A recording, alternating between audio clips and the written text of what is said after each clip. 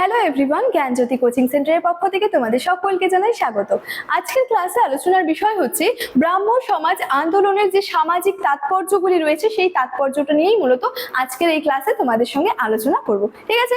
আচ্ছা, আলোচনার বিষয় শুরু করার আগে তোমাদেরকে একটা ছোট্ট ইনফরমেশন দিয়ে রাখি। তোমরা যারা যারা ভাবছো আমাদের সঙ্গে অনলাইনে যুক্ত হবে, তারা স্ক্রিনে দুটি নাম্বার দেখতে পাচ্ছ, 7076398606 এবং 6295916282। এই নাম্বার দুটি হলো আমাদের জ্ঞানজ্যোতি কোচিং সেন্টারের অফিসিয়াল হেল্পলাইন নাম্বার। তোমরা যারা যারা ভাবছো আমাদের সঙ্গে অনলাইনে যুক্ত হবে, যে কোনো একটি নাম্বারে যোগাযোগ করে আমাদের সঙ্গে যুক্ত হয়ে যেতে পারো। ঠিক আছে? এছাড়াও তোমাদের হচ্ছে যে একটু কোর্স ডিটেলস সম্পর্কে এবং কোর্স ফি সম্পর্কে একটু বলে রাখি। দেখো, কোর্স ডিটেলস এর মধ্যে রয়েছে তোমরা পেয়ে যাচ্ছ proper guidance, recorded classes, high quality notes এবং তার সাথে সাথে মোস্ট ইম্পর্টেন্ট যেটা 100% কমন সাজেশন। এই সমস্ত বিষয়গুলো কিন্তু তোমরা আমাদের সঙ্গে যুক্ত হলে পেয়ে যাচ্ছ।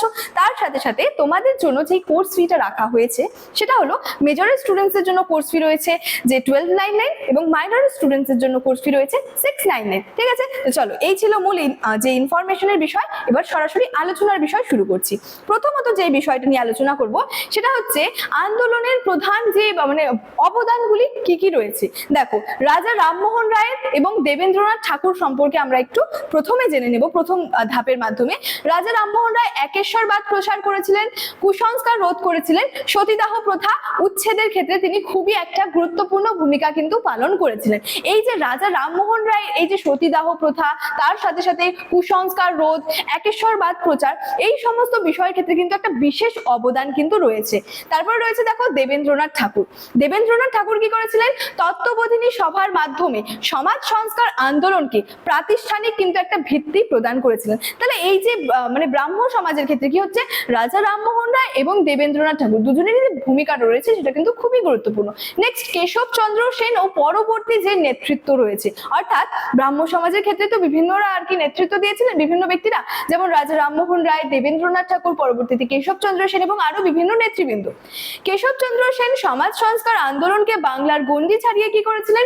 সর্বভারতীয় একটা রূপ দান করেছিলেন। তার সাথে সাথে যুব সমাজকে কিন্তু উদ্বুদ্ধও করেছিলেন এবং সাধারণ ব্রাহ্ম সমাজ অর্থাৎ শিবনাথ শাস্ত্রী, আনন্দমোহন বসু গণতান্ত্রিক মূল্যবোধের উপর ভিত্তি করে কি করেছিলেন, যে আন্দোলনকে কিন্তু পরবর্তীতে কি করেছিলেন, আরো কিন্তু এগিয়ে নিয়ে গিয়েছিলেন। ঠিক আছে?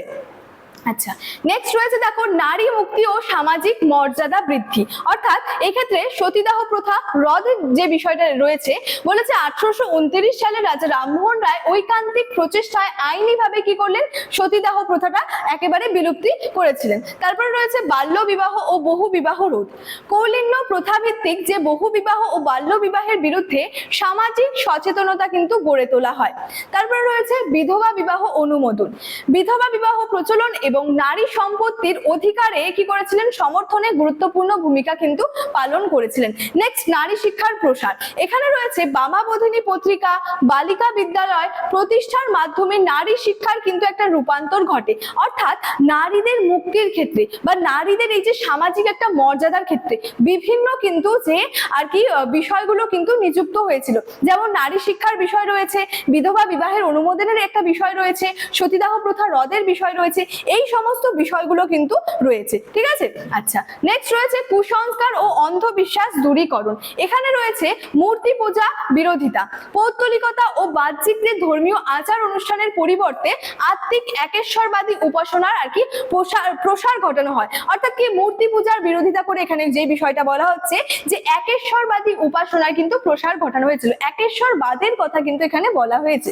নেক্সট রয়েছে অমানবিক প্রথা রোধ। অর্থাৎ গঙ্গাসাগরে সন্তান বিসর্জন, ধর্মানুষ্ঠানের নামে নরবলির মতো নির্মম এই যে কঠোর প্রথাগুলি, এগুলোর হচ্ছে যে অবস্থানের, এগুলোর বিরুদ্ধে আর কি যে কঠোর অবস্থানের কথা বলা হচ্ছে।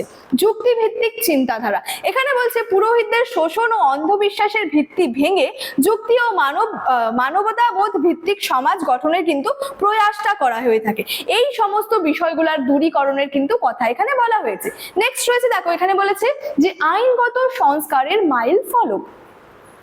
সামাজিক আইনের যুগান্তকারী পরিবর্তন, এখানে বলেছে 1872 সালের যে 3 আইন যেটা ছিল সেটা হচ্ছে পাশের মাধ্যমে কি হলো, ব্রাহ্ম সমাজ কি করলো, ভারতের আইনি সংস্কারের কিন্তু ইতিহাসটা সৃষ্টি করলো। এটার কিছু প্রধান দিক ছিল, কি কি ছিল দেখো। প্রথম যেটা রয়েছে সেটা হচ্ছে বাল্য বিবাহ ও বহু বিবাহকে বেআইনি ভাবে ঘোষণা করা হলো এই 3 আইনের মাধ্যমে। তারপরে হলো অনাভিজাত যে বিবাহ ও বিধবা বিবাহ হচ্ছে আইনি স্বীকৃতিটা পেয়েছিল। তারপরে হচ্ছে মেয়েদের বিবাহের যে সর্বনিম্ন বয়স 14 বছর আর কি নির্ধারণ করা হলো। তাহলে 3 আইন পাশের মাধ্যমে কি হলো, বিভিন্ন আর কি যে বিষয়ে স্বীকৃতিটা নেওয়া হলো, সেটা হচ্ছে যে বিভিন্ন দিকগুলো যে প্রধান যে দিক সমূহগুলো রয়েছে সেটা নিয়ে কিন্তু বললাম, ঠিক আছে।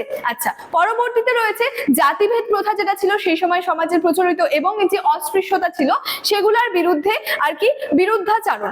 বলেছে জাতিভেদ প্রথার এক্ষেত্রে অবসান ঘটানো হয়েছিল। জন্মসূত্রে অর্জিত বর্ণ প্রথা ও সামাজিক ভেদাভেদ অকার্যকর ঘোষণা করে সর্বজনীন সাম্য প্রতিষ্ঠার আহ্বান জানানো হলো। অস্পৃশ্যতা দূরীকরণ করা হলো। কি হলো, সমাজে তথাকথিত নিম্ন বর্ণের যে মানুষদের মধ্যে প্রতি যে বৈষম্যমূলক আচরণ করা হতো সেটার বিরুদ্ধে কি হলো, যে বিরোধিতা করা হয়। তারপরে হচ্ছে যে উপবিদ আর কি ত্যাগ, বলছে জাতিভেদের যে প্রতীক স্বরূপ উপবিদ ত্যাগ করে ব্রাহ্ম আন্দোলনকারীরা সামাজিক সমতার আদর্শটা কিন্তু স্থাপন করেছিল।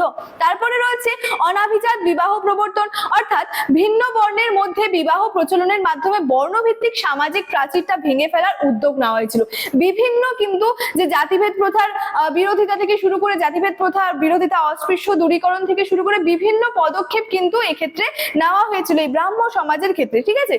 আচ্ছা, তারপরে বলা যায় যে আধুনিক শিক্ষা ও সংবাদের যে প্রসার রয়েছে, জ্ঞান চর্চা ও জনমত গঠন, ঠিক আছে। এখানে রয়েছে ব্রাহ্ম সমাজ পাশ্চাত্য বিজ্ঞান, যুক্তি ও ইংরেজি শিক্ষার সমন্বয়ে আধুনিক শিক্ষার যে একটা ভিত্তি, সেই ভিত্তিটা কিন্তু স্থাপন করেছিল। তাহলে ব্রাহ্ম সমাজের অবদানটা কিন্তু খুবই গুরুত্বপূর্ণ রয়েছে, ঠিক আছে।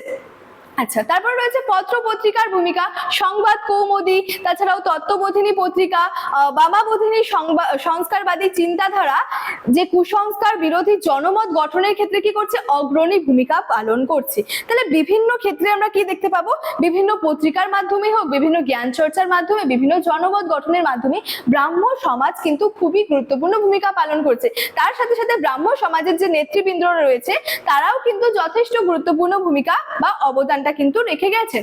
সাংস্কৃতিক এবং সাহিত্যিক কিছু প্রভাব রয়েছে, যেমন এখানে রয়েছে দেখো রবীন্দ্রনাথ ও জোড়াসাঁকো, ঠাকুর পরিবারের ব্রাহ্ম আদর্শ সাহিত্য, সঙ্গীত শিল্পকলার যে আর কি নবদিগন্ত একটা খুলে দেয়।